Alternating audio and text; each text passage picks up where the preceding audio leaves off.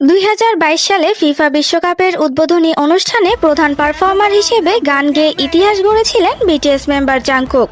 তিনি ছিলেন ফিফার মঞ্চে পারফর্ম করা প্রথম কে-পপ একক শিল্পী। আর এবার 2026 ফিফা বিশ্বকাপে আবারও নতুন এক রেকর্ড গড়তে যাচ্ছে বিটিএস।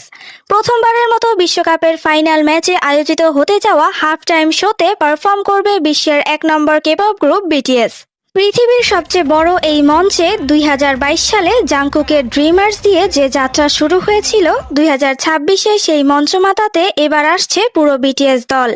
আগামী 19শে জুলাই নিউ ইয়র্ক নিউ জার্সি স্টেডিয়ামে অনুষ্ঠিত হবে ফিফা বিশ্বকাপ 2026-এর ফাইনাল হাফ টাইম শো, যেখানে বিশ্ববিখ্যাত সুপারস্টার মডোনা এবং শাকিরার সাথে পারফর্ম করবে বিটিএস। আর এই পুরো শোটি কিউরেট করছেন কোল্ডপ্লে ব্যান্ডের ক্রিস মার্টিন। ফিফা বিশ্বকাপের ইতিহাসে এবারই প্রথমবারের মতো কোনো হাফ টাইম শো আয়োজিত হচ্ছে, যার মূল উদ্দেশ্য হলো ফিফা গ্লোবাল সিটিজেন এডুকেশন ফান্ডকে সহায়তা করা। এর আগেও লাভ ইয়োরসেলফ কনসার্টের মাধ্যমে ইউনিসেফের ফান্ড সংগ্রহে বড় ভূমিকা রেখেছিল বিটিএস। এবারের এই বিশেষ উদ্যোগের লক্ষ্য হলো বিশ্বের শিশুদের মানসম্মত শিক্ষা ও ফুটবলের সুযোগ বাড়াতে 100 মিলিয়ন মার্কিন ডলার সংগ্রহ করা। পুরো টুর্নামেন্ট জুড়ে 2026 বিশ্বকাপের প্রতিটি ম্যাচের টিকিট বিক্রি থেকে 1 মার্কিন ডলার করে এই ফান্ডে দান করা হবে। বিটিএস সবসময়ই এমন মহৎ উদ্যোগে সামনের সারিতে থাকে।